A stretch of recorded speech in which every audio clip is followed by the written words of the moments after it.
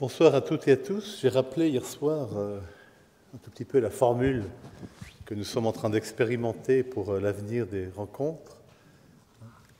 Les années paires et les années impaires, les longues sessions, les courtes sessions. Et puis ce soir, on va innover cette nouvelle formule qui est un regard croisé, c'est-à-dire non plus une table ronde sur laquelle on revient, d'une certaine manière, sur des thématiques qui ont été exposées dans les conférences, mais essayer de croiser deux sensibilités ou deux regards sur ce qui reste, je dirais, l'objet général de la session. Donc, d'une certaine manière, ce qui va être dit maintenant et qui va être présenté devant vous va permettre de continuer ce qui a été énoncé hier soir par Alberto Mangual sur ce problème formidable du rapport de la fiction, du réel, de la capacité extraordinaire qu'a la littérature à poser des questions et ne pas forcément répondre par des réponses totalement définitives, ce qu'on a très bien vu, ceux qui sont venus voir le chef-d'œuvre tout à l'heure au cinéma, le film de Haas, le manuscrit trouvé à Saragosse. Donc une continuité, d'une certaine manière, avec la thématique autour de l'imaginaire et de la littérature. Donc, Xavier Collin, qui est journaliste, que j'ai présenté hier soir, va revenir sur les... Pardon, David Collin, oui, va revenir, excusez-moi, va revenir maintenant vous présenter vous représenter nos deux conférenciers, et puis lancer la discussion, le regard croisé, autour de quelques problèmes que lui-même a préparés et est intéressé un tout petit peu à faire développer par nos deux invités. David, à vous. Merci pour l'invitation aussi. Le plaisir d'animer cette rencontre entre Bahiye Nakjavani et Alberto Mangual. Alberto Mangual que je connais depuis déjà un bon moment et Bahiye Nakjavani, donc je découvre l'œuvre depuis quelques jours avec grand plaisir, sans avoir eu le temps de la découvrir dans toute son étendue, mais j'en découvre en tout cas tout l'intérêt et les thèmes qui sont tout à fait sous, je dirais, ce grand thème de résister, écrire, imaginer, qui est au-dessus de nous et derrière nous. Ils ont en commun, Bahiye Nakjavani et Alberto Mangual, d'avoir vécu dans plusieurs pays. Bahiye Nakjavani qui est né en Iran, qui a vécu en Ouganda, qui a grandi en Ouganda, donc au centre de l'Afrique, et qui a été étudié en Angleterre et aux États-Unis. Et Alberto Mangual, qui est né en Argentine, qui a vécu au Canada, très longtemps en France, et qui maintenant, à nouveau, si on peut dire, à Buenos Aires, directeur de la Bibliothèque nationale, dirigée autrefois par Paul Groussac et Borges notamment. Ils sont donc tous les deux écrivains. Bahiye Nakjavani a enseigné très longtemps l'anglais, la littérature, l'art également dans plusieurs pays, et est l'auteur de plusieurs romans qui traitent de thèmes autour de l'histoire de l'Iran, autour de thèmes qu'elle revisite, comme par exemple le thème du voile dans La femme qui disait trop, ou bien le rapport des générations et l'évolution aussi de ce pays qu'elle interroge.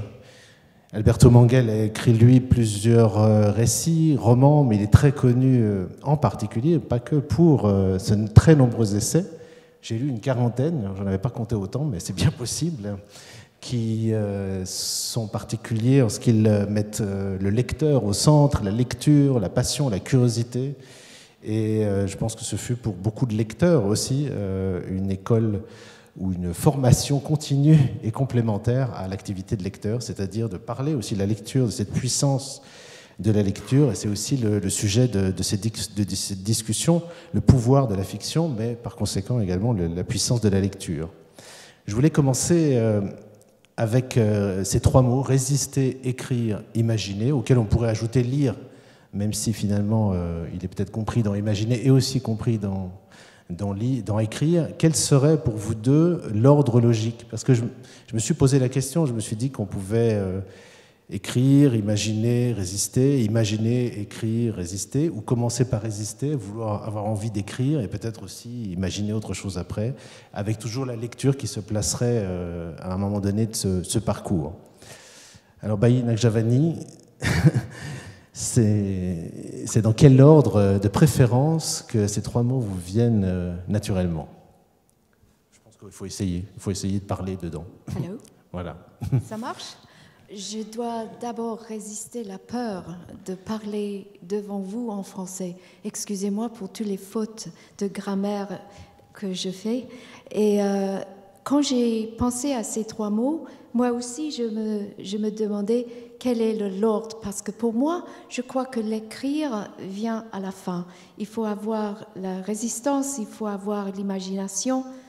Mais à la fin du compte, si on a le courage de continuer à résister, imaginer, il faut faire quelque chose avec ces 2 mots.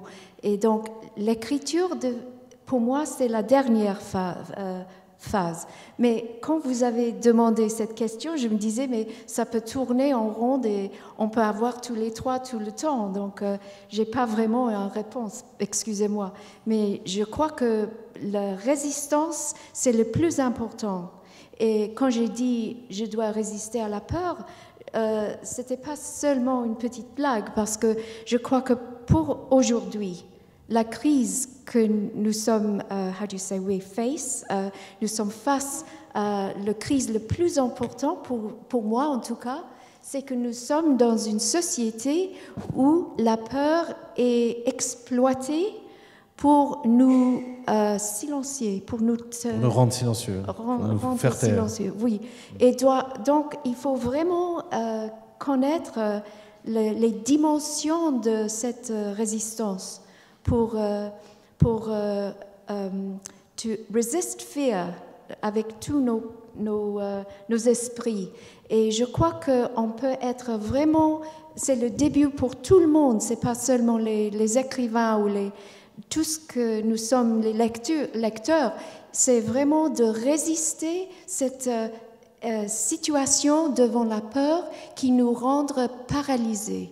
Je crois que c'est ça qui est pour moi le plus important type de résistance, de ne pas être paralysé devant la peur. Juste cette prise de conscience de la résistance en premier, elle est née très tôt, elle est née dans l'enfance. I didn't get that. You have to say that again.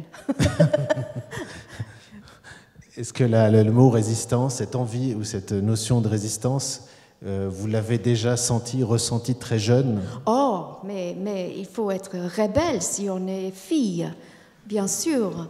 Dès le début, il faut être rebelle. Mais je ne suis pas sûre qu'être rebelle, c'est la même chose que avoir la capacité de résistance. Parce que parfois, la rébellion, c'est une... Is that right, the right word? Rébellion? Rébellion, oui. Rébellion, c'est une sorte de vapeur qui sort. Et ce n'est pas utilisable parfois. C'est une expression d'angoisse ou de anger. D'angoisse. Anger, how do you say de rage. De colère, oui. Et c'est pas concrète et c'est pas constructive. Donc il faut prendre cette rébellion et faire quelque chose avec ça. Et donc oui, je crois que j'ai commencé mon enfance dans le stade de colère. Je ne suis pas sûre si j'avais évolué beaucoup, mais j'ai compris qu'il faut faire quelque chose de plus concret avec la colère et la rébellion. Oui. Alberto Manguel, est-ce que l'ordre est différent? Est-ce qu'il faut d'abord, pour résister et aussi pour lire, pour écrire, est-ce qu'il faut d'abord lire, commencer par lire, commencer par élargir son monde par la lecture? D'abord, je suis absolument d'accord avec Bailly. L'ordre résister, imaginer, écrire. Mais je dirais que ces 3 mots doivent se conjuguer en boucle et aussi ajouter au verbe écrire le verbe lire. Ça ne vous étonnera pas. Parce que si bien nous devons résister, et la vie est un acte de résistance, la survie est un acte de résistance, et comme espèce, nous utilisons l'imagination pour résister à tout ce à quoi on est confronté. La démarche suivante n'est pas nécessairement l'acte d'écrire. je crois, en dépit de toute la grande littérature, que l'écriture n'est pas nécessaire.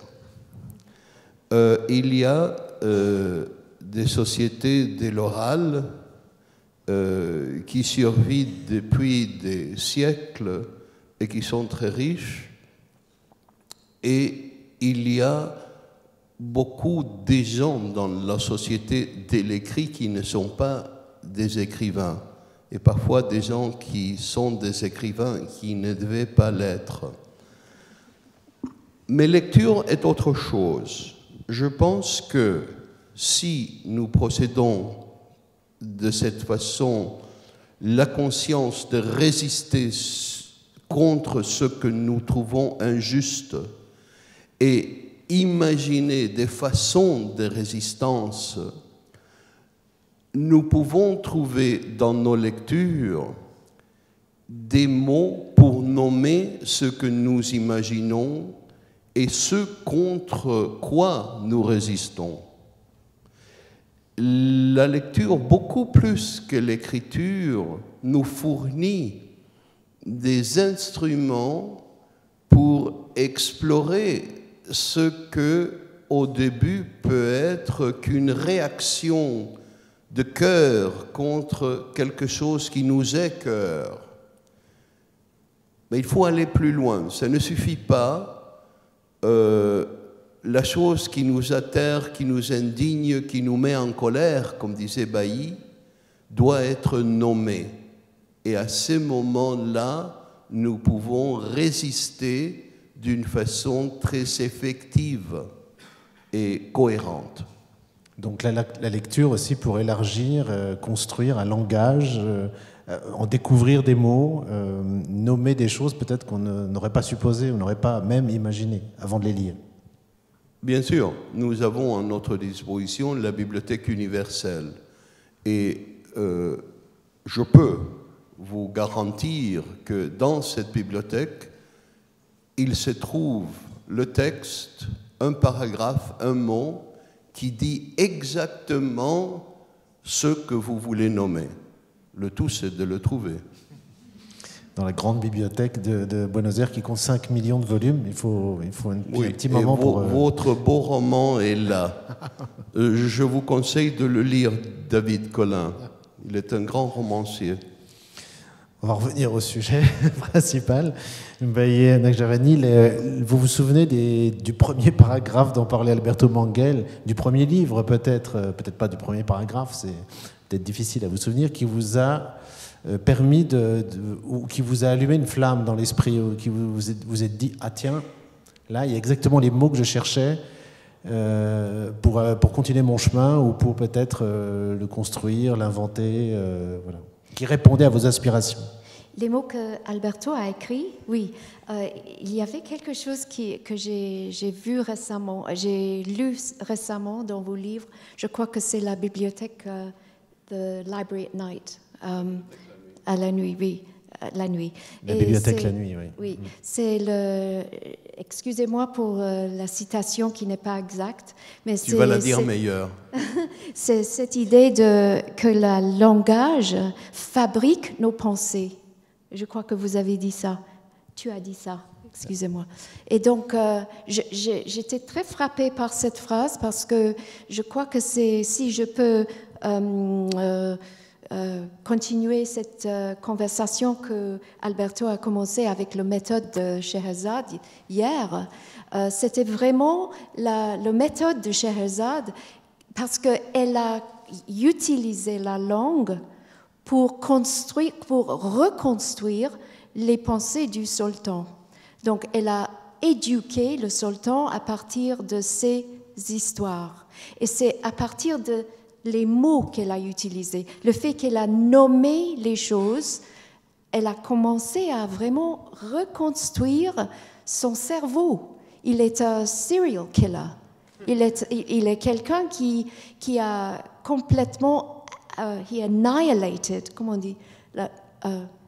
Exterminé.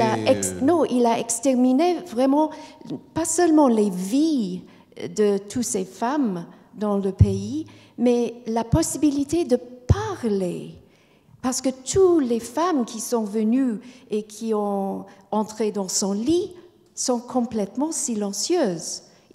Elles n'ont pas utilisé un mot de résistance. Mais avec Scheherazade, elle a commencé à parler. Elle a donné les mots sur sa situation, et avec les mots, elle a commencé à changer le comportement du sultan.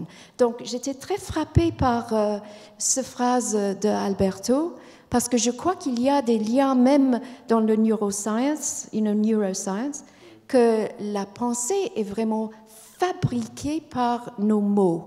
Nous avons des carrefours, des autoroutes dans nos cerveaux qui sont refaits par nos langages, je crois.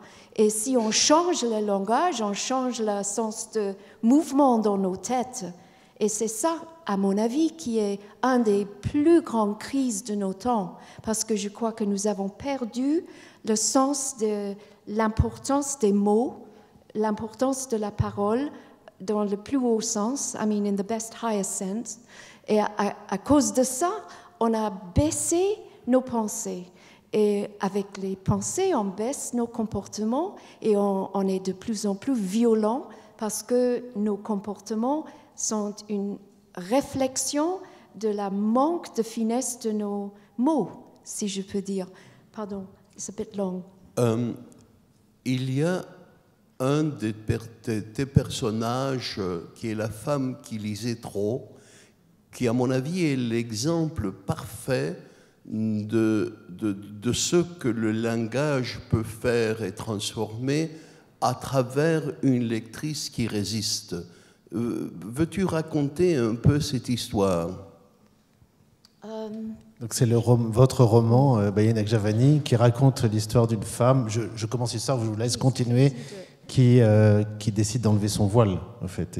Oui, c'est une histoire basée sur l'histoire avec le grand H. Donc, il y a une base de réalité dans cette fiction. Il y a une base de faits historiques. Et l'histoire vraie, c'est une histoire d'une femme iranienne dans le 19e siècle qui s'appelait Qurratul Ain, Tahir Qurratul Ain, qui a osé d'enlever le voile. Mais c'est beaucoup plus que ça, parce qu'elle a osé interroger les mollahs.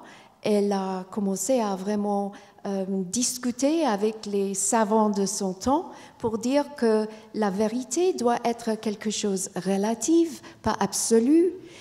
J'ai entendu Alberto juste maintenant, il est en train de dire que tous nos lectures sont les couches 5000 ans de lecture qui sont progressives, qui sont évolutives. Et je me disais, c'est exactement ça que Qurratul Ain a aussi cru.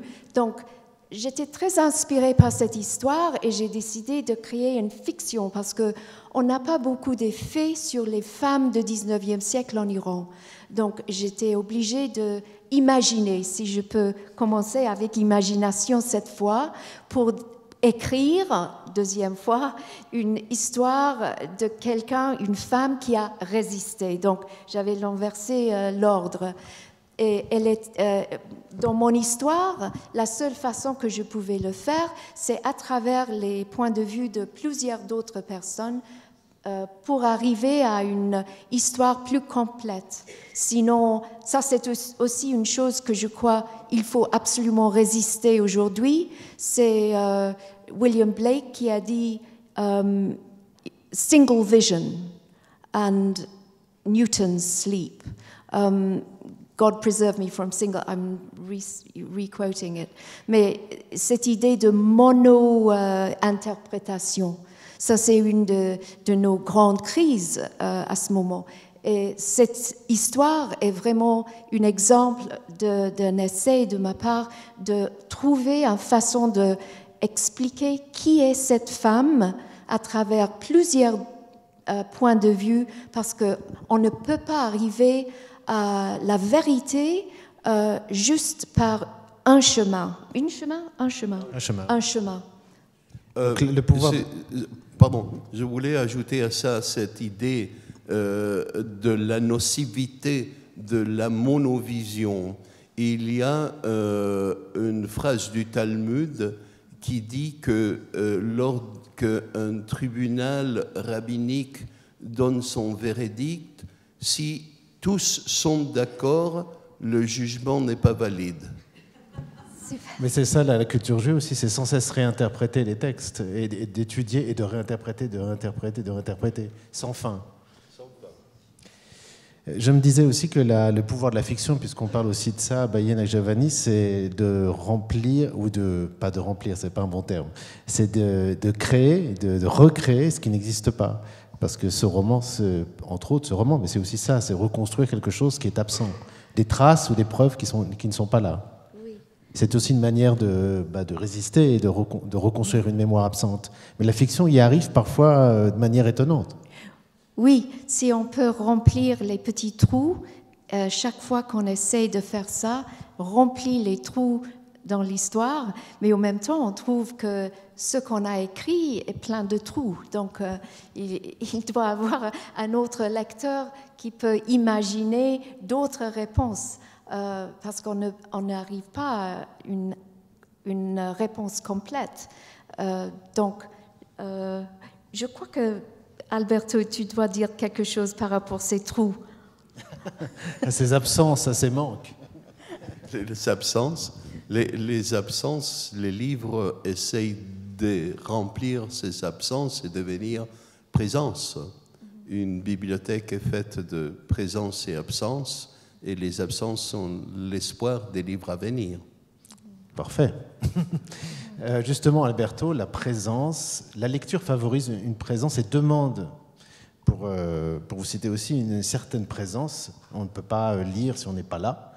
Et c'est une des maladies de notre temps, c'est justement aussi l'absence due à la distraction, à la captation de l'attention, puisque on est dans une économie de l'attention. Ce que fait Scheherazade aussi dans Les Mille et Une Nuits, c'est retenir l'attention du sultan. Et c'est en cela aussi qu'elle est tout à fait, elle nous parle tout à fait. D'une façon très ingénieuse. Elle ne parle pas à son mari, le roi. Elle parle à sa sœur. Et donc, elle sait que nous avons une inclinaison à écouter ce qu'ils disent les autres. C'est notre curiosité qui nous pousse à savoir pourquoi elle n'est pas en train de me parler, qu'est-ce qu'elle veut raconter à sa sœur. Et c'est là toute l'ingéniosité de créer son public. Et l'écrivain fait la même chose, parce que le romancier écrit un roman qui ne s'adresse pas à vous ou à moi. Il s'adresse à ses lecteurs, à la troisième personne ou à la deuxième personne, et que nous transformons en nous. Nous exigeons notre place, et c'est pour ça, peut-être, c'est là l'explication du « nous » qui apparaît au début de Madame Bovary et qui ne s'explique pas. Peut-être c'est ce « nous » et Flaubert, en faisant un clin d'œil au lecteur futur, qui dit « Tiens, je sais que tu es là, rentre dans la page et ça sera fait, après on n'en parlera plus ». Nous, donc le lecteur et l'auteur lui-même qui inclut le lecteur dans un nous commun. Donc ça, c'est aussi une forme de construction, de résistance à venir aussi, le nous, cet établissement du nous. C'est aussi une proposition d'être ensemble, non ? Autour du texte, du récit. Oui, c'est une façon de recréer le feu des sociétés de la préhistoire. Nous raconter des histoires autour du feu et nous créons un nous collectif, bien sûr, et qui ne nomme personne en particulier, mais qui fait de la place pour tout le monde. Le dernier livre de Bailly, Nous et eux, s'adresse exactement à cette question. Parce qu'à partir de ces personnages singuliers, elle fait un pluriel qui nous inclut tous. Et c'est une sorte de commérage. Mais déjà, Henry James définissait l'affection comme commérage. Et Stevenson aussi parlait de gossip of romance, le commérage de l'affection. Qu'est-ce que ça voudrait dire, le commérage? C'est passer une histoire, c'est la transmettre? Mais c'est que nous voulons savoir ce que Madame Bovary fait dans son lit. Nous voulons savoir pourquoi Don Quichotte quitte sa maison et va chercher Sancho pour l'accompagner. Nous voulons savoir que ce qui se passe dans cette maison étrange où Grégor Samsa s'est transformé en une étrange créature. Nous voulons espionner ce qui se passe dans les pages. Et c'est pour ça que nous aimons le commérage, qui est une bonne chose qui encourage la curiosité. La curiosité, qui est aussi le titre de La curiosité, qui est aussi le titre d'un essai, un des derniers, en tout cas traduit en français, d'Alberto Manguel. Bailly et Nakjavani. Je peux ajouter quelque chose à ce que Alberto a dit. Je crois que nous sommes tous les lecteurs sont les voyeurs. Et donc, c'est exactement ça que Alberto a souligné. Mais pour moi, il y a un autre type d'absence que j'ai trouvé, surtout dans les grandes pièces de théâtre de Shakespeare. C'est toujours les hommes qui parlent trop. Tu sais, le livre que j'avais écrit, c'est La femme qui lisait trop. Mais beaucoup de personnes viennent vers moi en disant « Ah oui, vous êtes l'auteur de La femme qui parlait trop ?» J'ai dit « Non, c'est pas parle, c'est lit. » En tout cas, dans les pièces de théâtre, les grandes tragédies de Shakespeare, on trouve que Macbeth, par exemple, le roi Lear, par exemple, Hamlet surtout, et Othello, à tel point il parle, il utilise les mots trop. Et c'est les femmes qui ne parlent assez. Et c'est l'absence de la parole des femmes qui, pour moi, c'est une sorte de... it's a challenge pour le lecteur ou le défi de ce qu'on entend en tant qu'audience, spectateur. On a envie que par exemple, Desdémone dit plus que ça. Pourquoi elle est tellement soumise, Desdémone, voilà. Et pourquoi Cordelia, elle n'a pas joué le jeu avec le roi, son père? Pourquoi elle a dit rien? Mais il faut dire plus que rien, comme ça. Ophélie aussi est vite mutique. Voilà, c'est dans ces absences de paroles des femmes que je trouve beaucoup de tension dans la littérature qui nous attire en tant que spectateurs et lecteurs. Là, vous vous êtes senti aussi, vous, le devoir à un moment donné de transformer cette absence des femmes ou de la parole des femmes? C'est pour ça que j'avais écrit un livre qui est La femme qui parlait trop, là. Désormais, oui. Et dans Nous et eux, puisqu'on a parlé de ce livre-là, quelle sorte alors de commérage, pour réutiliser le mot d'Alberto Manguel, ou de passage d'histoire y a-t-il dans ce roman? L'histoire dans le cœur de ce livre, c'est l'histoire d'une femme âgée, iranienne, une vieille, qui a enfin quitté l'Iran à cause d'un espoir, de voir son fils qui est disparu dans la guerre entre Iran et Irak. Et elle devient comme un balle de football, how do you say, un ping-pong ball, entre ces deux filles, une qui habite à Paris et l'autre à Los Angeles. Elle est balancée entre ces deux filles. Et à travers de ces rencontres avec ces filles, on commence à voir à tel point les filles ont perdu leurs propres racines et en même temps, elle, devant ces deux filles, devient perdue en tant que mère.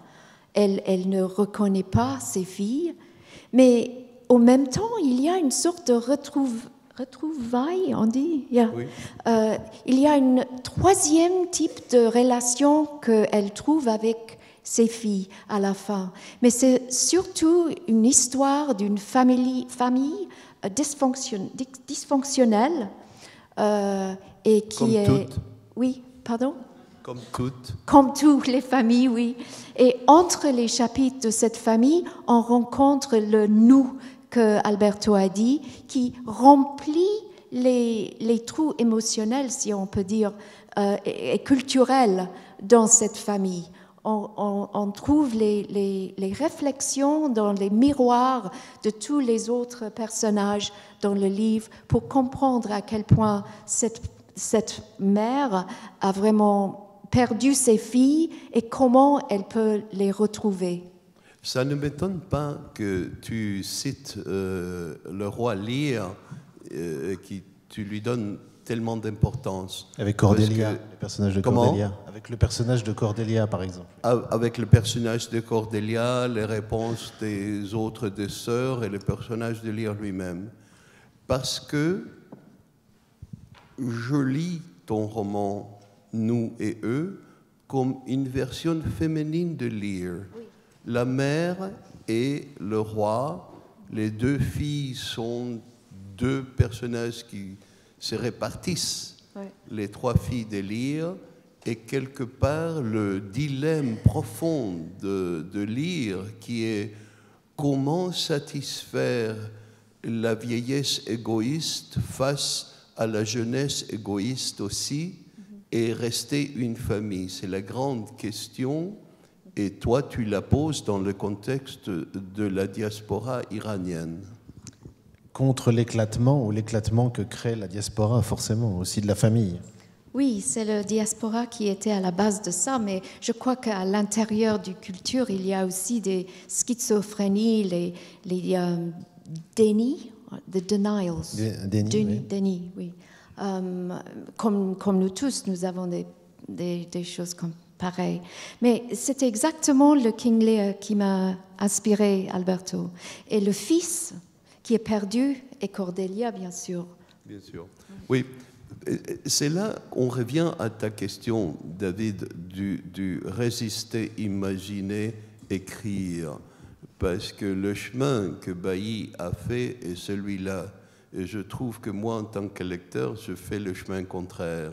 Donc, je lis le roman de Bailly, je laisse mon imagination aller pêcher dans ma bibliothèque les références qui me servent à enrichir l'écriture de Bailly, et à partir de là, je résiste. Je résiste la misogynie, je résiste le terrorisme religieux, je résiste le dogme, mais cette lecture me donne des instruments, des armes pour résister. La lecture est un acte de résistance suprême. Elle complète, elle étaye aussi peut-être des intuitions qui ont besoin de compléments, de mots ou bien de connaissances aussi, parce que j'imagine, on ne connaît pas tous forcément l'histoire de la diaspora iranienne, on ne connaît pas tous l'histoire des familles iraniennes, de toutes Non, mais on connaît les nôtres. On connaît les nôtres. Et elle sert de miroir à ces histoires desquelles nous ne connaissons pas le contexte. Mais essentiellement, toutes ces histoires sont les mêmes qu'elles se passent dans la diaspora iranienne ou qu'elles se passent en Argentine ou qu'elles se passent en Suisse. Il y a vraiment une universalité qui n'est pas l'université du lieu commun, nous sommes tous égaux, nous ne sommes pas tous égaux. Mais il y a au cœur une définition de l'être humain que oui, est la même, et nous avons nos peurs, et nous avons nos angoisses, et nous avons nos désirs de justice qui se manifestent avec des vocabulaires différents, dans des contextes différents, mais qui au fond sont les mêmes. On voit bien, et enfin, pour rebondir sur ces paroles, j'ai l'impression que le pouvoir aussi de résistance, de la lecture, de l'écriture, c'est de créer des liens entre des choses que nous connaissons et des choses que nous ne connaissons pas encore, pour agrandir notre connaissance, pour être peut-être plus juste, pour être plus à même de suivre, de comprendre le monde et les autres. Bailly. Oui, je crois que, comme Alberto a dit, la littérature nous donne le pouvoir de nommer des choses, mais de nommer surtout nos erreurs. Nous sommes des êtres faibles et plein d'erreurs. Donc la littérature nous donne cet cadeau extraordinaire parce qu'avec un roman, avec un poème, on peut imaginer, on peut voyager dans le temps, on peut aller dans les grandes tragédies que nous n'avons pas encore eues dans nos propres vies. Mais ça nous donne une sorte de réflexion de toutes les possibilités qu'on peut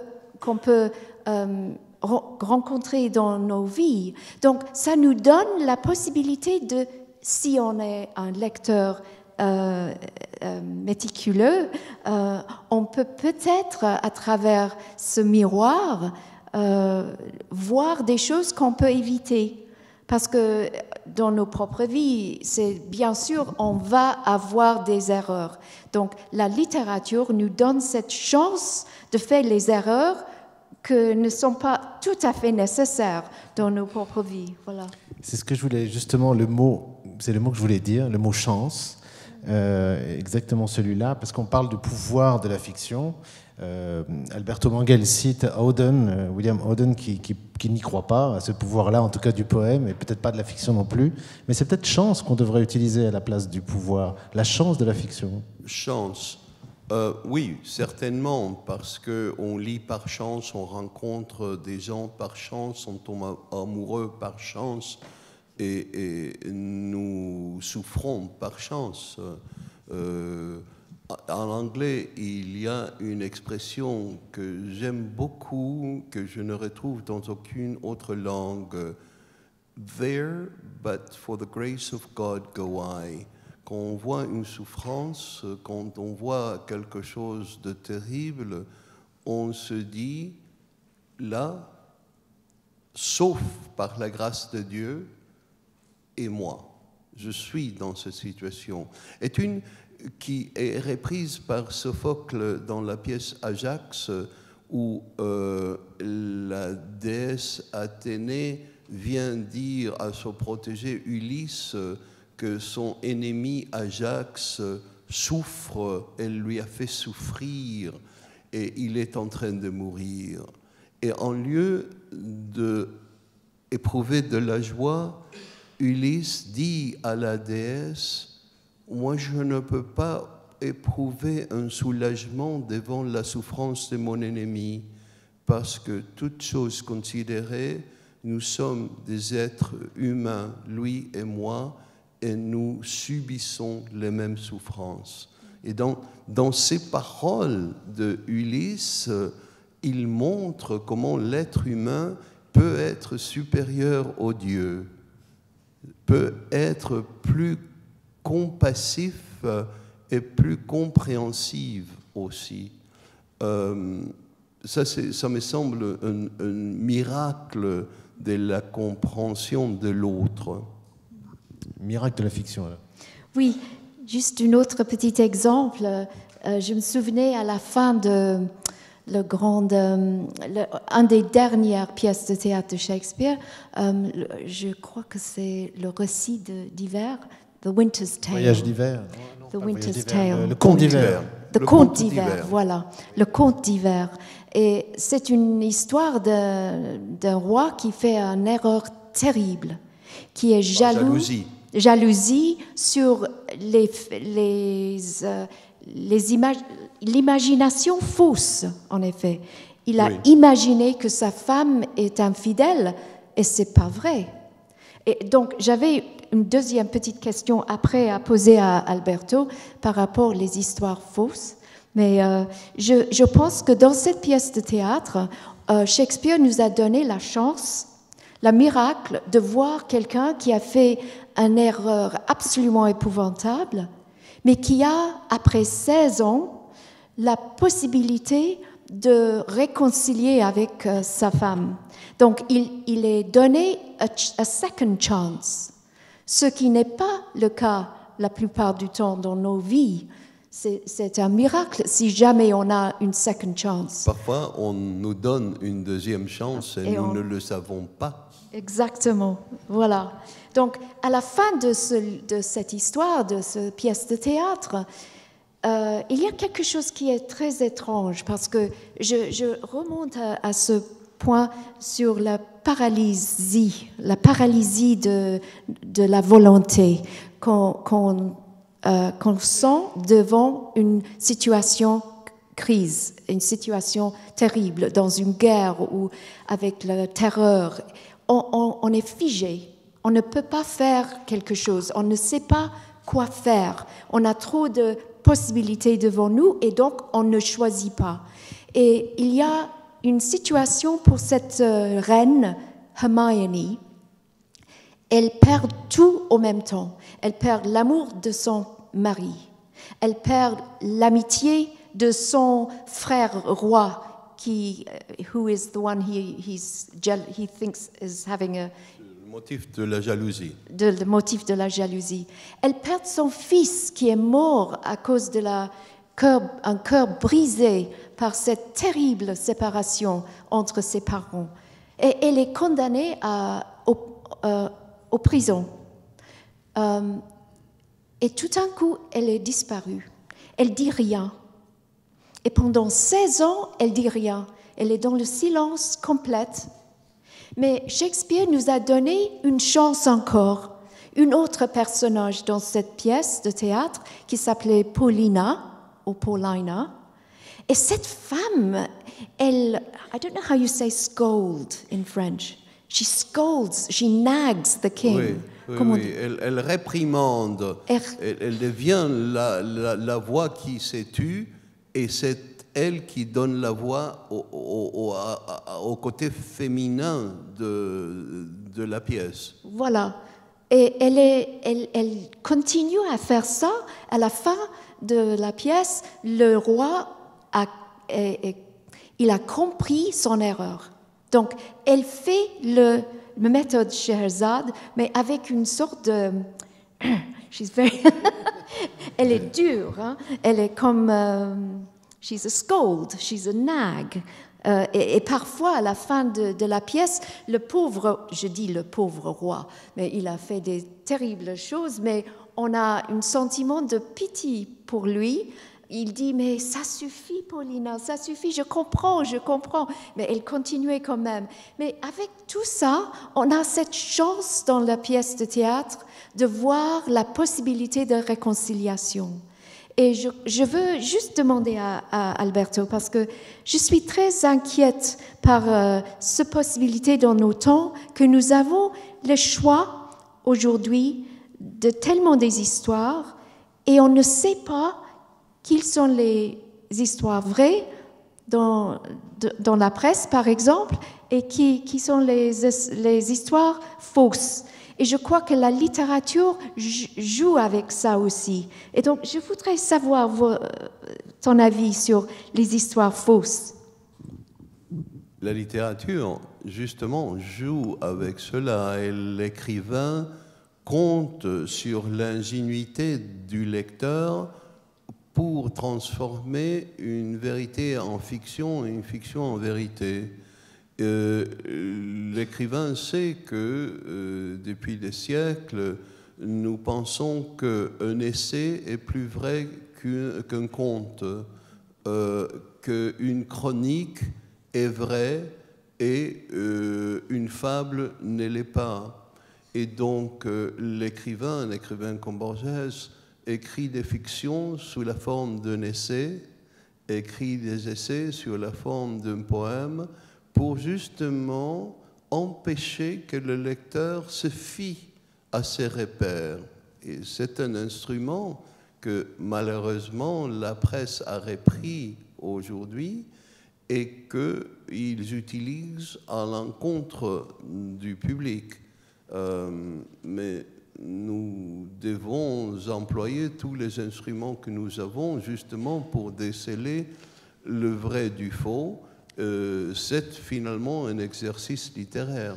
Mais c'est peut-être deux mouvements contraires, justement. Dans la presse, on cherche à comprendre ce qui est faux maintenant, avant qu'on cherchait peut-être ce qui était... Enfin, on pensait que c'était vrai, et on cherche ce qui est faux, puisqu'on n'est plus trop sûr. Et dans la fiction, on cherche plutôt, ou on trouve un chemin peut-être vers notre propre vérité, ou vers quelque chose mais c'est un changement de style, parce que Je pense que les lecteurs se sont trop habitués au discours du 19e dans une rhétorique un peu figée, cohérent, rationnel, mais peut-être trop froid. Et donc les lecteurs se méfient de ce discours qui est donné dans la presse comme un rapport froid, détaillé, et se dit que ce discours est bien moins confiable que les cris de cœur d'un Trump dans les tweets, et que l'incohérence et le manque de grammaire et d'orthographe dans ces écrits, parce qu'ils sont des écrits, sont bien plus sincères et donc peut-être plus vrais que l'autre discours bien ficelé, bien écrit. Mais alors paradoxalement, parce que ça fait un peu peur évidemment si on se dit qu'il y a plus de vérité dans les tweets. Non, la vérité, n'en doutons pas, demande à quiconque qui souffre, qui a un os cassé, qui a un mal de cœur, qui est un réfugié sur nos plages, vous verrez bien que la réalité existe. Mais en même temps, dans le moment où la langue a tendance à s'appauvrir, à s'abîmer un peu, dans le monde à accélérer aussi dans lequel on vit, est-ce que le style aussi, par moment, peut-être dans la littérature, n'est pas un lieu de résistance, une manière de résistance, de faire tenir la langue? A contrario et paradoxalement, de garder une certaine exigence, comme ça, malgré tout. Mais bien sûr, oui. Résister, c'est redonner du prestige au rationnel. C'est dire la vérité existe et la raison humaine peut l'atteindre. Il faut continuer de dire ça face à l'imbécilité du monde. J'aime bien répéter, que nous répétions tous, la première phrase du Monsieur Teste de Valéry, « La bêtise n'est pas mon fort ». Je peux ajouter une petite chose à cette idée de résister la diminution de presque interprétation, pas seulement l'utilisation des mots, parce que je crois que aujourd'hui, une autre petite crise devant laquelle il faut trouver le pouvoir de résistance, c'est les interprétations qui sont basées sur une idée très très ancienne, non pas ancien, très how can I put this? Je crois qu'il y a dans toutes les histoires du monde, peut-être je trompe, mais je crois Trump, that's interesting. Trompe. Ok, excusez-moi. Bien nommé. Il y a une sorte d'ADN dans toutes les histoires. Et dans une des grandes lignes d'histoire, il y a l'histoire que je appelle l'histoire héroïque. L'histoire héroïque est un exemple de Beowulf, par exemple. Le grand héros qui se définit parce qu'il y a un problème. Donc, il faut avoir un problème pour avoir un héros. Mais je crois qu'aujourd'hui, et Alberto a bien dit ça hier, avec cette magnifique reconstruction de la scène entre Priam et Achilles à la fin de l'Énéide, Priam et Achille. Oui, Achille. Le changement de l'interprétation de héroïsme. Et il faut résister les interprétations qui nous donnent la permission de mettre le problème dehors de nous. Ça, c'est vraiment un ADN très important, mais qu'il faut réinterpréter dans chaque époque. Et donc, on ne peut pas utiliser une interprétation de cette grande histoire de Beowulf dans le même sens aujourd'hui qu'à avant, parce que maintenant on sait qu'on a dans nous tous nos propres problèmes. Donc on ne peut pas mettre Grendel dehors. Grendel est à l'intérieur de nous. Et cette exigence de reconnaître le problème à l'intérieur de nous, c'est un peu la résistance de l'interprétation des histoires, je crois. Je me demandais aussi, et ce sera peut-être d'ailleurs une des dernières questions, parce que Alberto Manguel doit partir relativement tôt pour prendre un avion. Il y a un autre facteur qui fait peut-être résistance automatique dans la lecture, dans l'imagination et dans l'écriture. C'est quelque chose qui est contraire au monde dans lequel on vit, c'est la lenteur. Pour lire correctement, pas sauter des pages, mais bon, ça peut arriver aussi, pour écrire, évidemment, et peut-être aussi pour laisser autant de l'imagination courir, avoir un peu, même s'ennuyer, il faut de la lenteur. Est-ce que c'est pas là aussi un élément fondamental de cette résistance ? La lenteur, naturellement, a sa valeur, mais mise à sa place. Il y a certains livres qui nécessitent une lecture lente. Il y a d'autres où quelconque lenteur est une torture. Et donc, il faut passer vite, le plus vite possible, pour le mettre de côté. Ouais, c'est plus du plaisir, là. Je pense que chaque chose, chaque acte a son rythme et que la lenteur a ses mérites. Mais il y a des moments où la vitesse est nécessaire. Donc, je me méfie un peu des distinctions et des hiérarchies trop dogmatiques. Il y a un mouvement de résistance que nous n'avons pas adressé parce que peut-être ça nous semble trop sentimental, ça nous semble appartenir à la littérature de guerre. Alessandro Baricco, dans un texte merveilleux sur l'Iliade, signale d'abord que la guerre de Troie s'interrompt seulement quand les femmes parlent. C'est au moment où les femmes prennent la parole, là, la lutte cesse. Mais il dit que nous devons reconnaître une chose terrible qui est notre amour pour la violence, notre amour pour la guerre, pour le sang, pour les combats. Et si nous arrivons à admettre ça, nous pourrons comprendre pourquoi les guerres s'enchaînent et la violence est si présente dans nos sociétés. Et il continue sa pensée en disant comment faire pour combattre cet amour de cette chose sanglante? Comment faire pour vaincre cet amour? Et il dit en lui opposant un autre amour, plus fort encore.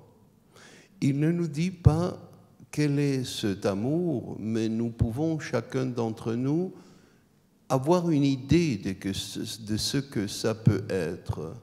Nous avons des intuitions d'autres amours constamment, le long d'une journée. Nous tombons amoureux à plusieurs moments de notre vie, et peut-être si en ces moments-là nous pouvons puiser dans ce sentiment qui surgit, nous pourrons ensemble faire opposition, résister avec l'imagination à ce terrible amour de la violence. Oui, c'est magnifique. Hein. Il faut... C'est Alessandro Baricco. C'est Alessandro Baricco.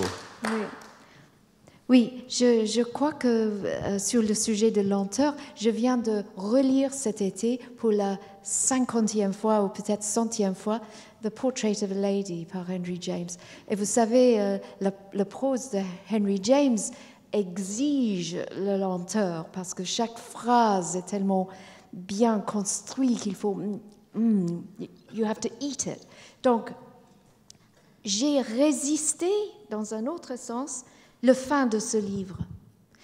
j'avais peur d'arriver à la fin, parce que je savais bien sûr l'histoire du fin, mais c'était tellement douloureux, je ne voulais pas voir le fin encore. Et donc, I stopped over and over again. Non, non, non, pas encore. Une petite paragraphe, mais pas plus que ça. Je ne veux pas arriver à la fin. Je ne peux pas voir cette douleur de la fin de cette histoire. Et cette fois, pour la première fois, j'ai trouvé quelque chose d'extraordinaire, merveilleux, et c'est the opposite of the words of women. C'était le silence de Isabel Archer. Parce qu'au milieu de la deuxième partie, il y a un merveilleux moment avec cette femme qui a compris enfin que son mariage est complètement fichu. Et elle a fait une erreur terrible. Et pendant 8 pages, elle fait absolument rien. Elle est figée devant le feu. Elle regarde le feu et elle pense. Et on entre dans ses pensées. Et pendant 8 pages, Henry James nous garde comme elle, figée sur ces pages. Et à la fin, elle décide de rentrer à Rome. Elle rentre dans ce mariage. Et on ne veut pas qu'elle rentre. On ne veut pas. Mais à la fin, cette fois, dans mon lecture, j'ai rentré avec elle à Rome et j'ai commencé à imaginer comment elle a réagi à son mariage. Parce que je savais qu'elle ne peut pas être sauvée. Elle ne peut pas échapper.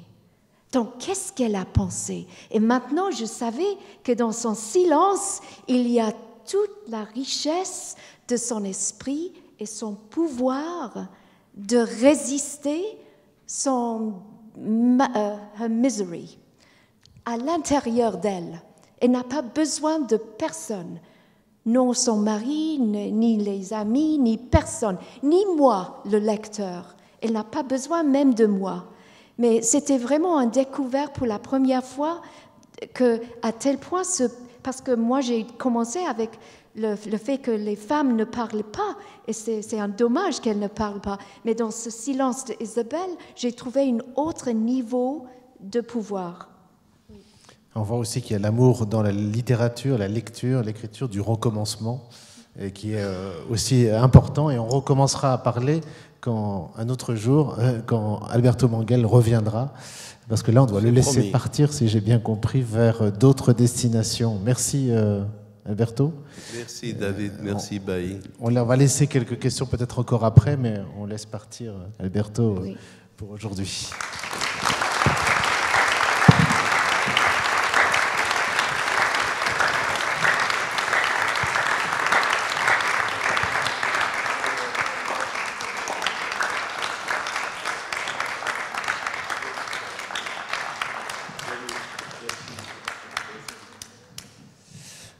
Voilà, si vous avez peut-être encore 2-3 questions, je sais pas. C'est toi qui dois répondre. Ah non.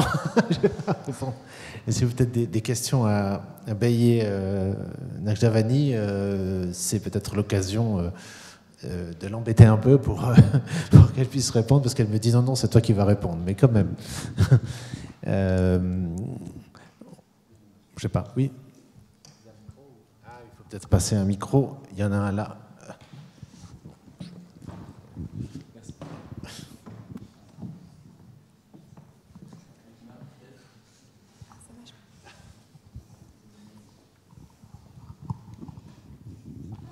Bon, je recommence. Bonjour. Non, ma question était, j'aurais aimé la poser à M. Mengel, mais il vient de partir. Mais votre avis m'intéresse beaucoup. Vous parlez à l'instant de ce livre que j'apprécie beaucoup, d'ailleurs, The Portrait of Lady, qui est extraordinaire, qui à chaque... alors, je ne l'ai pas lu autant de fois que vous, mais c'est vrai qu'à chaque relecture, il fait partie de ces livres qui ont cette petite chose qui vous permettent de recommencer à le lire avec ce petit quelque chose, ce petit pétillant, un peu comme quand on aime qu'on a un pincement pour ses yeux, par exemple. Vous voyez ce que je veux dire? C'est quelque chose de très fort. Et ma question était à propos du recommencement et à propos de pardon, j'ai un peu de mal à trouver mes mots. Les guerres, le recommencement des guerres.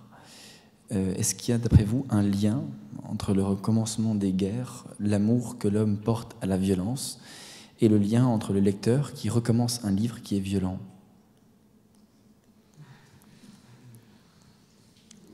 C'est dur comme question.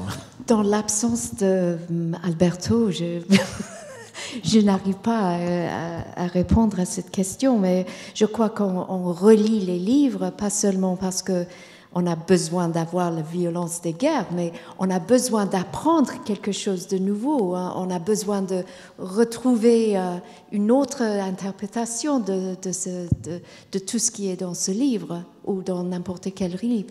Je crois que la violence qu'on a, le cycle des violences qu'on se trouve avec toutes les guerres du monde, il y a un lien avec les histoires, parce que, comme j'avais dit pour l'histoire de l'héroïsme, par exemple, je crois que si on a une fausse interprétation de soi-même, de l'être humain, on est convaincu que nous sommes les êtres violents et il faut avoir les guerres.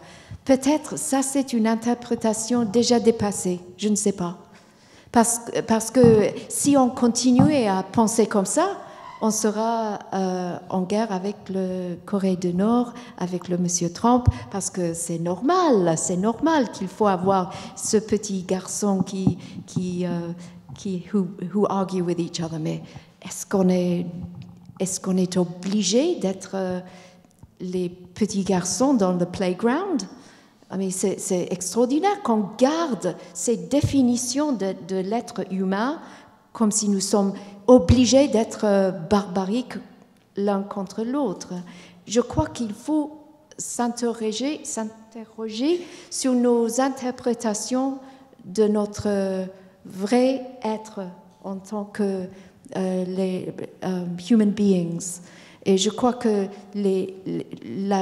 ce que j'avais essayé de dire par rapport au héroïsme, c'est qu'il faut relire toutes ces histoires pour retrouver une interprétation qui est plus convenable à nos temps, pour maintenant.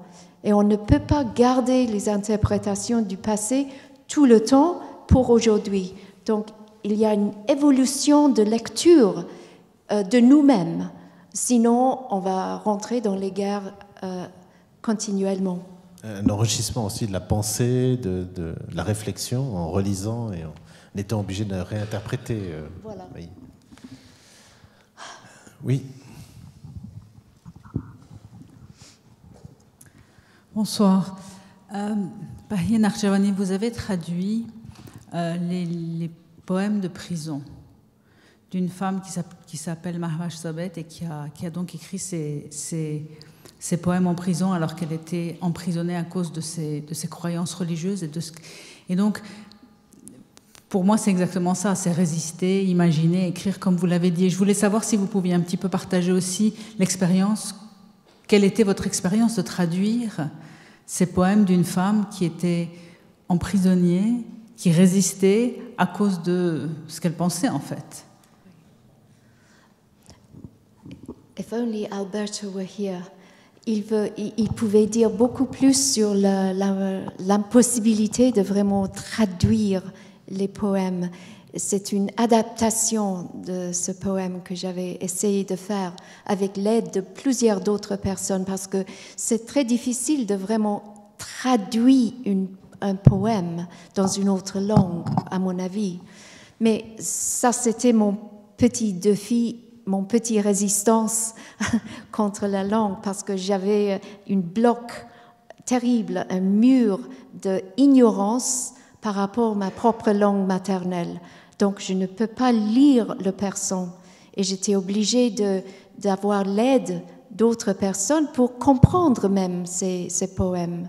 Mais cette femme qui était en prison pendant 10 ans et qui vient d'être libérée pour la première fois maintenant, enfin, après 10 ans, elle a fait quelque chose d'extraordinaire, parce que la résistance qu'elle a montrée dans ses poèmes, c'est pas une résistance ni de colère, ni de quelque chose opposé de ce qu'elle voit autour d'elle. C'est une résistance de témoignage, si je peux dire, une résistance de compassion. Elle a donné une réflexion sur les autres personnes autour d'elle qui est dans cette prison, dans les prisons des femmes à Evin. Donc, elle nous donne, en tant que résistance, un aperçu, on dit, a glimpse, de la souffrance des autres, pas la souffrance d'elle-même seulement. Et je trouve ça extraordinaire. Et c'était pour ça que j'avais essayé de monter sur le mur de la langue, de affranchir, how do you say, to get over, affranchir ce mur terrible, même en français, excusez-moi. Mais c'était pour témoigner de ce qu'elle a témoigné, parce que je trouve ça un acte de courage spirituel sur elle-même. Elle a monté sur ses propres douleurs, sa propre désir de dire à quel point elle a souffert. Ça, c'est humain. Ça, c'est un instinct très humain. Mais elle n'a pas fait ça. Elle a écrit ses poèmes pour partager la souffrance des autres. Et c'est formidable. Et le livre est traduit en français aussi par d'autres personnes, pas par moi. J'ai fait seulement l'adaptation en anglais. Et c'est maintenant en français, en allemand, en italien, toutes les 3 langues de la Suisse, c'est superbe. Et aussi en norvégien et bien sûr la langue originale, en persan. Est-ce qu'il y a d'autres questions? Oui.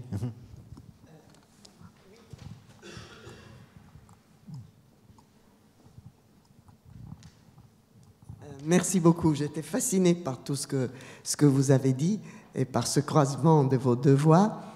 Et j'ai pensé à ce rôle de l'imagination qui fait que nous jetons un pont, et vous l'avez très bien dit, entre ce qui est un monde du passé, ce qui est un monde fictionnel ou réel du passé qui nous vient de l'histoire ou de la littérature, et ce que nous sommes en train de vivre aujourd'hui ou de ressentir comme les problèmes d'aujourd'hui. Et je pensais que chez Alberto, il y a, pour ainsi dire, en dépit de la variété de ses citations et de ses références, il y a quand même un certain privilège pour le XVIIe siècle ou pour des siècles, des millénaires antérieurs, à notre époque, etc. Les Achaïens et la Mésopotamie. Et chez vous, du moins dans mon souvenir de ce que j'ai lu chez vous, il y a une présence très forte du XIXe siècle. Est-ce que vous pouvez nous dire les raisons? C'est des raisons de... C'est 19e siècle, mais aussi Shakespeare. Shakespeare, bien sûr, bien sûr. Oui. Mais Shakespeare est comme une inspiration, alors que le 19e est plutôt le landscape, hein, le paysage. Oui, c'est le 19e siècle dans le Moyen-Orient. Oui. Mais le dernier livre, c'est vraiment d'aujourd'hui. Et je suis fascinée par le 19e siècle parce que je pense que le 19e siècle, surtout pour l'Iran, est un moment, c'est un carrefour de rencontre entre l'Ouest et l'Est. Et donc c'est très important de savoir à quel point les problèmes d'aujourd'hui, qu'on voit partout dans le Moyen-Orient, ont vraiment commencé dans le 19e siècle. C'est un peu plus loin encore, c'est avec Monsieur Napoléon, oui. C'est lui qui a commencé le problème. Mais le milieu du 19e siècle, surtout pour l'Iran, c'est très important. C'est le moment que le roi des Qajar, Nasr ad-Din Shah, il a visité la reine Victoria, il est venu à Londres, il a commencé à acheter et vendre son propre pays, il a acheté des machines à coudre pour rien. How do I say this? He sold, Richard III, le roi Richard a dit « My kingdom for a horse ». Nasr ad-Din Shah a fait la même chose. Il a vendu son royaume pour une machine à coudre, presque. livre. Mais c'est un moment très intéressant pour tous les étudiants de l'histoire, pour comprendre à quel point nous avons les liens avec les problèmes qui ont commencé à cette époque, aujourd'hui. Oui. Encore une question? Alors, peut-être j'ai une autre petite question, s'il n'y a pas d'autres tout de suite. Alors, parfois, dans vos textes, il y a cette présence du présent. Parfois, il y a une réécriture qui a le fil de la continuité avec le présent de ce 19e siècle. J'imaginais qu'il y avait ce lien profond avec des changements au 19e siècle. Mais parfois, il y a une allure de fable dans vos textes. Vraiment de fable entière. C'est pas du tout comme chez Alberto, où la fable est par morceaux, pour ainsi dire, et ça développe une pensée, mais c'est tout un grand récit de fable, le récit de la sœur, de la mère, etc. Vous pouvez nous dire quelque chose de plus? Je suis fascinée par ce type d'écriture. Je crois que les Iraniens sont les caméléons. Nous avons une facilité extraordinaire d'imiter les autres. Et donc, on a cette capacité de prétendre que nous sommes occidentales. Mais je crois, à la base, il faut, si on est intéressé par l'Iran et la Perse et la culture de cet extraordinaire pays et toute sa littérature, il faut trouver une forme qui est convenable pour donner la vie à cette culture. Moi, j'étais en train de chercher, et j'ai commencé avec les fables parce que, justement, à cause de la méthode de Scheherazade, j'ai trouvé que c'était plus naturel, si je peux dire. Donc, mon premier livre, La Sacoche, était vraiment comme une fable. Et ça déroulait avec les petites histoires qui étaient vraiment presque allégoriques. Et peut-être je peux aussi mentionner que, à mon avis, les histoires qui sont timeless, comme on dit, atemporelles, oui, qui sont atemporelles, qui sont presque primitives, demandent les grandes questions. Who am I? Alberto a dit qui suis-je, qui sais-je, que sais-je, voilà, toutes les questions comme ça. Et donc, j'avais envie de créer des histoires qui demandent ces questions par rapport. Peut-être c'était nécessaire pour moi de savoir who am I, en tant qu'un Iranien qui est complètement déraciné, qui a des liens avec l'Iran, mais en même temps qui n'a pas eu la possibilité de vivre là-bas. Et donc, j'étais en train de chercher les questions qui m'ont touché beaucoup.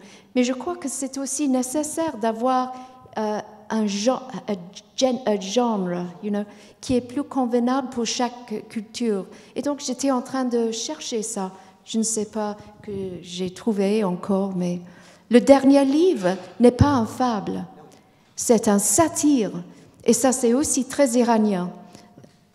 Parce que nous avons une capacité de se moquer fabuleux. Donc. Excellent.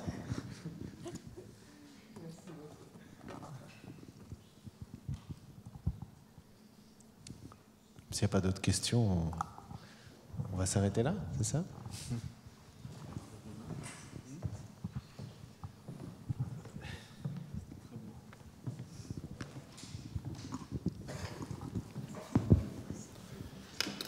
Bien, on est arrivé au terme de cette petite session, mais qui était grande et par son contenu, donc la 50e session. Quelques remerciements de conclusion, notamment ce soir. Merci à David Collin qui a très bien mené cette discussion. C'était vraiment une discussion, c'était un regard croisé. Et c'est ce qu'on a essayé de faire, c'est-à-dire de sortir de la table ronde et de revenir par la pensée sur un contenu. J'étais un peu vite tout à l'heure, j'aimerais quand même signaler 2 romans, puisque finalement il y avait 3 romanciers devant nous ce soir. David n'est pas que journaliste et réalisateur de télévision. Les cercles mémoriaux, Je suis un très bel éditeur d'ailleurs, où je crois, Les Scampettes, où Alberto a édité ce très beau livre sur Frankenstein, hein, La fiancée de Frankenstein, qui est un petit éditeur qui mérite d'être connu. Et puis alors, évidemment, Lourd au seuil, Train fantôme, hein, donc 2 romans que vous pouvez regarder. Je remercie évidemment Alberto Manguel qui est parti. Il n'est pas parti parce qu'il n'avait pas le temps de rester, etc. Il est appelé dès demain matin à l'aube. Il est allé au pays de l'humanisme, ça ira bien avec mon mot de conclusion, puisqu'il devait ouvrir un travail et une réflexion très importante sur une bibliothèque à Gand. Et donc voilà, il devait partir un peu plus tôt. Il part tout de suite et se remet au travail immédiatement demain. Je remercie aussi Bahi Nakayawani qui est venu et qui a vraiment utilisé cette complicité pour nous parler à la fois de sa fabrique, hein, finalement, la fabrique de la littérature, et la fabrique de la littérature qui était mise en relief avec la fabrique de la littérature chez Alberto. Encore une fois, merci au comité qui a permis cette rencontre, et puis notamment à Patricia Lombardo, qui était très active, à François Rosset aussi, à Christophe Rime. Tous ces engagements avec les autres membres du comité ont permis, donc, je dirais, cette session. Je ne vais pas réitérer les remerciements à Léa Oswald, parce que ça ferait 2 fois en 2 jours, mais quand même, il faut que vous sachiez à quel point, je dirais, Léa Oswald est la personne cruciale pour que tout ça marche parfaitement bien. Ça me permet de vous donner rendez-vous pour 2018. Ce sera une session longue de 4 ou 5 jours, avec une thématique dans laquelle nous allons mêler littérature et sciences humaines, puisque cette thématique s'appellera « Exil et refuge ». Et on travaillera évidemment sur cette thématique à la fois dans l'imaginaire et dans la réalité. Et j'aimerais terminer avec une toute petite citation de Thomas More. On a beaucoup parlé de la fiction, c'est le bimillénaire de Thomas More. Il n'y a pas eu beaucoup de choses, c'est étonnant, peut-être en raison de sa postérité. Hein. C'est à la fois un saint communiste et un saint de l'Église catholique, donc c'est très compliqué avec Thomas More, la descendance. Mais puisqu'on a parlé beaucoup d'imagination, d'imaginaire, de rôle de la littérature, le livre de Thomas More, évidemment, c'est le canon du récit utopique, et on pourrait presque dire que l'utopie, c'est la quintessence de la fiction. Hein. Il y a quelque chose qui se joue dans les textes utopiques, ne serait-ce d'ailleurs, je ne suis pas un spécialiste de la littérature, mais c'est cette chose extrêmement curieuse que dès les premiers textes d'utopique, ce sont des textes qui sont écrits sous la forme de « je », ce qui est quand même assez étonnant, je dirais, dans le dispositif de la littérature de cette époque. Et voilà un tout petit peu pour terminer, à la fois sur une note qui insiste bien sur ce qui a été dit tout le temps, c'est-à-dire que la littérature pose des problèmes, n'apporte pas forcément des réponses définitives. Peut-être qu'on aurait pu un tout petit peu plus regarder ce qu'on avait appelé une littérature engagée. Vous l'avez rappelé, madame, tout à l'heure, avec une littérature carcérale, qui est une littérature peut-être beaucoup plus de résistance immédiate. Mais j'aimerais terminer avec presque la fin de l'utopie, et qui montre bien, je crois, l'ambiguïté de la fiction, et puis qui montre bien, vous avez beaucoup insisté aujourd'hui sur le pont entre les catégories. Eh bien, la fiction, c'est aussi un pont entre l'imaginaire et le réel. Et voilà comment Thomas More termine dans une nouvelle traduction, d'ailleurs extrêmement sensible, qui vient de paraître. Lorsque Raphaël, qui a parlé de l'utopie, eut achevé son propos, son récit, un grand nombre de questions se présentèrent cependant à moi.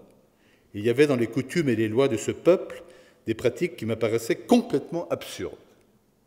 Je l'ai pris par la main, je l'ai conduit dans la salle à manger, on va passer aux nourritures matérielles. Cependant, je lui ai d'abord dit que nous nous trouverions un autre moment pour réfléchir plus profondément à ces mêmes questions et pour en conférer plus abondamment avec lui. C'est la discussion extrêmement classique, maïotique, humaniste. Ah, si seulement cela pouvait arriver un jour. D'ici là, sans pouvoir m'accorder avec tout ce qui a été dit par cet homme, au demeurant son contexte très érudit et en même temps très au fait des choses humaines, je reconnais facilement qu'il y a dans la République des Utopiens un très grand nombre de dispositions dont il est plus vrai que je les souhaiterais plutôt que je ne les espérerais pour nos cités. Et cette finale entre ce qu'on peut souhaiter et ce qu'on peut espérer, me semble-t-il, donne un sens un petit peu différemment avec ce qui a été très très bien exposé, discuté depuis 2 jours sur effectivement ce triolet, résister, écrire, imaginer, et les rôles finalement, ou le rôle de la littérature. Donc merci à toutes et à tous d'être ici. Et puis, je vous donne rendez-vous en 2018 pour la longue session des rencontres internationales. Et bonne soirée.